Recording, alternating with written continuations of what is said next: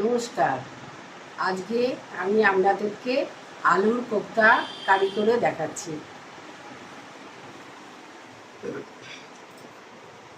এই যে আমি আলুটা সিদ্ধ করে নিয়েছি, 3টে আলু সিদ্ধ করে নিয়েছি।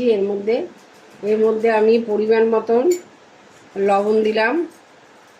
কি মেশাবো এটা দেখাচ্ছি। লবণ দিলাম, একটুখানি জিরের এইগুলো এর মধ্যে একটুখানি দেব, একটুখানি জিরের গুঁড়ো দিলাম, অল্প একটু হলুদ দিলাম, একটু লঙ্কার গুঁড়ো দিলাম, একটু ধনে গুঁড়ো দিলাম। এরপরে আলুটা আমি আধ ভাঙা মানে করে একদম গুঁড়ো করে দেব না, একদম মিহি করে দেব না, একটুখানি টাইপের থাকবে, এরম থাকবে। এরকম করে সব কিছু নিয়ে আমি মাখলাম। আর কাঁচা লঙ্কা কুচিটাও দিয়ে দিচ্ছি। এই যে কাঁচা লঙ্কার কুচি অল্প একটু এখানে রেখে দিয়েছি, ওটাও দিয়ে দিলাম এর মধ্যে। আলুটা এরমভাবে আমি মেখে নিলাম। এরপরে এর মধ্যে আমি এই যে এখানে বেসন রেখেছি, এই বেসনটা দিয়ে কোপ্তার আকারে আমি এগুলো করে নেব। 3-4 চামচের মতন বেসন দিলাম, নইলে এটা আর্ট হবে না, আলু তো নরম। বেসনটা দিলে এটা আমি গোল গোল আকারে করে তারপরে তেল দিয়ে এটা ভাজবো।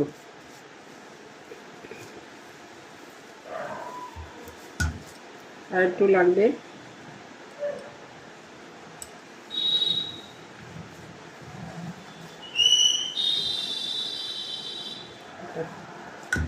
এরম হয়ে গেছে এটা মাখা। এরপরে আমি হাতটা একটু ধুয়ে নিয়ে কি করে বড়াগুলো সাইজগুলো দেখাচ্ছি কি করে করব। একটু হাতটা ধুয়ে নিই। এবার আমি হাতের মধ্যে অল্প একটু তেল দিয়ে নিলাম।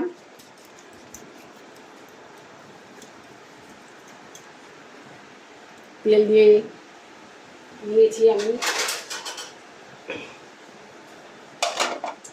এবারে এরমভাবে এত টাকা করে নেব, নিয়ে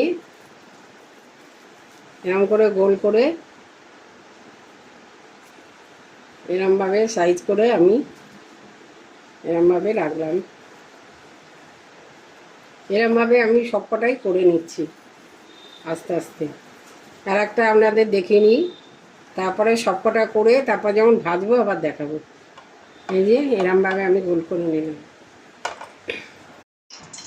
আমি এরম আকারে কোপ্তাগুলো সব বানিয়ে নিয়েছি। আলু আর নিরামিষের দিনে এরম করে করলে খুব ভালো লাগে আলুর কোপ্তা কারি। আমি যেরমভাবে যা যা নিচ্ছি আপনাদের দেখাচ্ছি, এটা সম্পূর্ণ নিরামিষভাবেই আমি করব। আমি এই মশলাগুলো নেব। এটা ভাজার আগে এই মশলাগুলো আমি জলে গুলে দিয়ে যাব। এই যে জিরে 1.5 চামচ এখানে আছে, জিরের গুঁড়ো, হলুদ আমি পরিমাণ মতো নিয়ে নিচ্ছি যতটা লাগবে। এই হলুদ গুঁড়ো, এই লঙ্কার গুঁড়ো, আর এটা ধনের গুঁড়ো।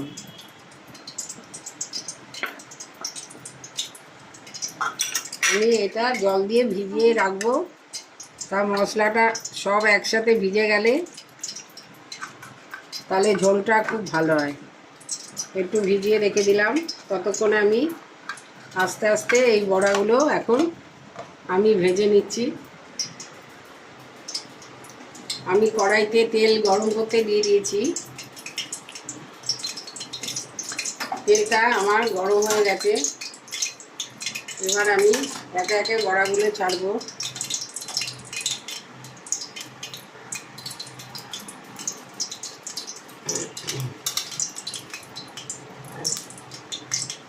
আস্তে আস্তে আমি বড়া ছাড়ছি এরকমভাবে।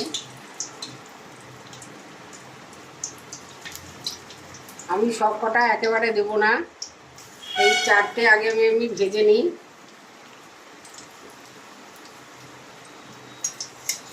একটা পিঠ হোক, আপনাদের এই 2-4টে আমি ভেজে আগে দেখিয়ে নিই, তারপরে একে একে অন্য বড়াগুলো আমি ভাজবো।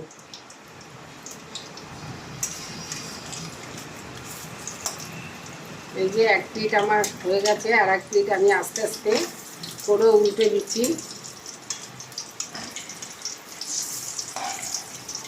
এরমভাবে আস্তে আস্তে করে উল্টে আমার এরমভাবে আলুর কোপ্তাগুলো একে একে ভেজে নেব।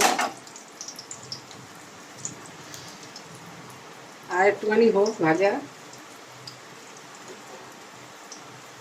এরমভাবে আলুর কোপ্তা খেতে খুবই ভালো লাগে। নিরামিষের দিনে এরমভাবে করবেন আপনারা।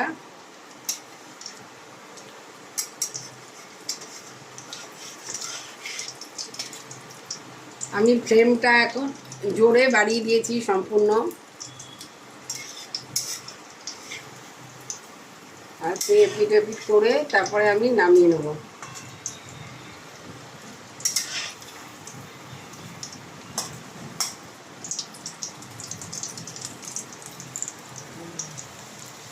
এবার আমি এগুলো তুলে নিচ্ছি, আস্তে আস্তে তুলে নিচ্ছি। এই দেখুন এরমভাবে ভেজেছি, দেখে নিন। এই যে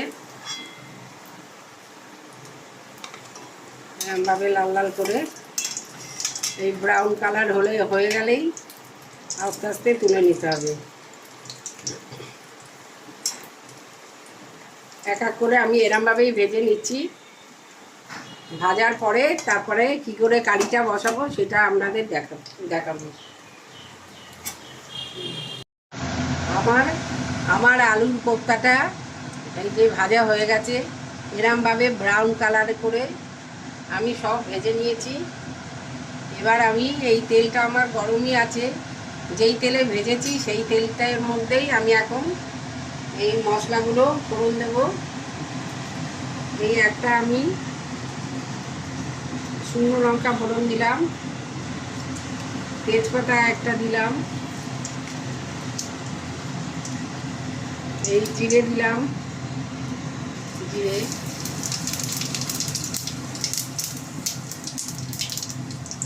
আর এই গরম মশলা 2টো এলাচ আর দারচিনি দিয়ে দিচ্ছি ফোড়নে।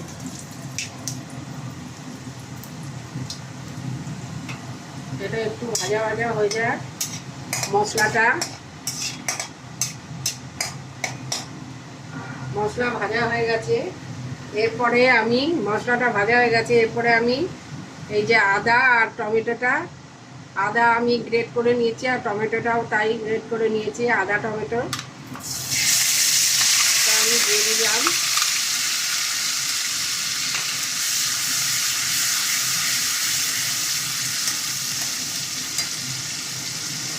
এর মধ্যে আমি পরিমাণ মতো একটু লবণ দিয়ে দিচ্ছি।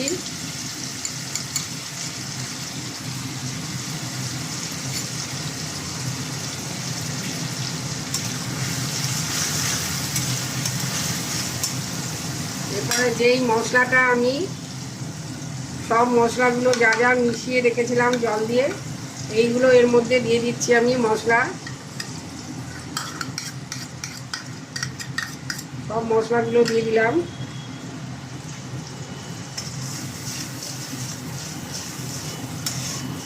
সব মশলাগুলো দিয়ে একটুখানি আমি নাড়াচাড়া করি।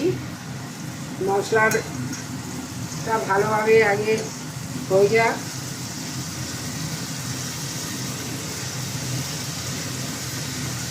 তারপরে আমি আরও 2-1টা জিনিস এর মধ্যে দেব, সেটা আপনাদের দেখাচ্ছি। আগে এইটা হয়ে যাক মশলাটা। মশলাটা এরকমভাবে মাঝে মাঝে নাড়াতে হবে, নইলে কড়াইতে লেগে যাবে।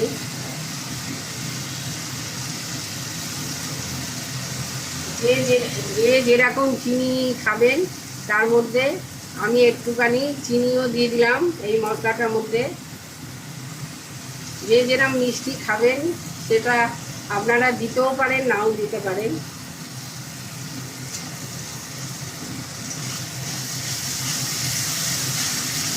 এই যে মশলাটা আমার দেখুন ওই তেল ছেড়ে এসছে, এই যে তার মানে মশলাটা আমার হয়ে গেছে। এরপরে আমি এর মধ্যে চাল মগজ আর কাজু, 4টে কাজু বাদাম আর চাল মগজ হাফ চামচ, আর দই 2 চামচ দিয়েছি আমি। দিয়ে সব মিক্স করে আমি এর মধ্যে মিক্সির মধ্যে পেস্ট করে নিয়েছি। এবার এইটা আমি এই মিশ্রণটা এর মধ্যে দিয়ে দিচ্ছি।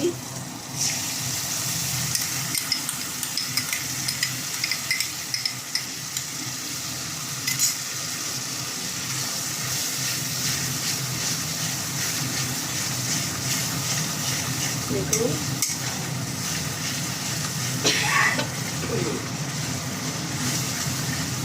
এটা একটু নাড়াচাড়া করে নিই।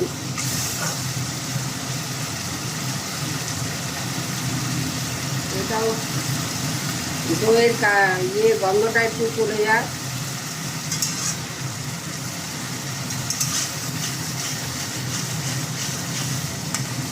তারপরে আমি এর মধ্যে অল্প করে জল দিয়ে দেবো।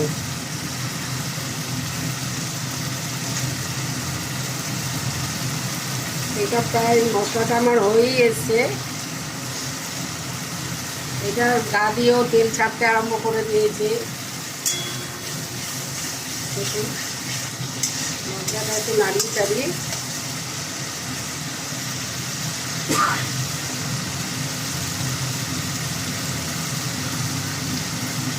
একটুখানি নাড়িয়ে নিয়ে আমি একটুখানি কষিয়ে নিয়ে তারপরে এটার মধ্যে যে মশলার জলটা ছিল এর মধ্যে আমি এই মশলার বাটিটাতেই এই জলটা আমি ওর মধ্যে দিয়ে দেবো।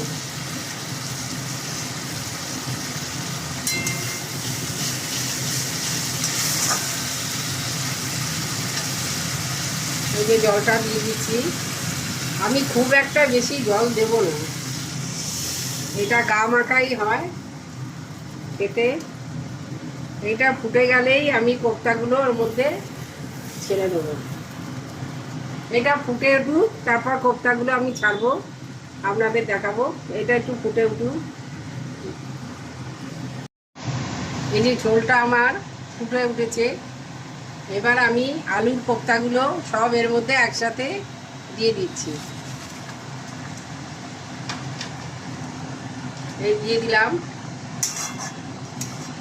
এটা এখন 2-1 মিনিট একটুখানি ফুটুক, এই কোপ্তাগুলোর মধ্যে একটু ঝোলগুলো যাক, তারপরে আপনাদের নামাবার সময় আমি দেখাচ্ছি। কারিটা আমার হয়ে গেছে। এবার আমি এর মধ্যে এই 1 চামচ গরম মশলা মিশিয়ে দিলাম।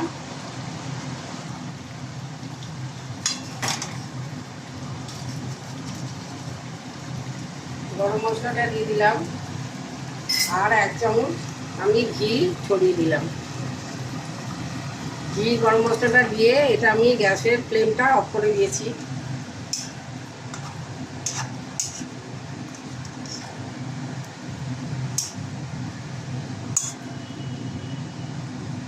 এবার আমি এটাকে বাটিতে নামিয়ে দেখাচ্ছি আপনাদের। আমার হয়ে গেছে সম্পূর্ণ আলু কোপ্তাকারি। এটা এবার আমি বাটিতে ঢালছি।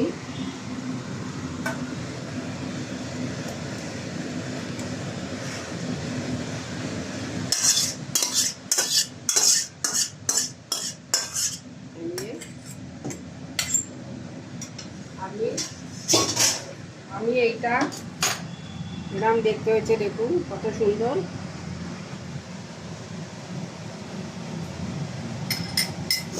এরকম দেখতে হচ্ছে। এটা একটুখানি আমি অল্প একটু ঝোল রেখেছি, কেন আলুতে ঝোলটা মানে একদমই টেনে নেবে। আলুর কোপ্তা কারিটা আমার হয়ে গেছে। আজকে আমি আলুর কোপ্তা কারিটা যেটা বানালাম, আমি যেইভাবে বানিয়েছি, আপনারা সেরকম করে বানিয়ে একবার খেয়ে দেখবেন। যদি ভালো লাগে আমাকে কমেন্ট করবেন, আমাকে অনেক অনেক করে লাইক করুন, শেয়ার করুন, আর সাবস্ক্রাইবটা করুন। নমস্কার।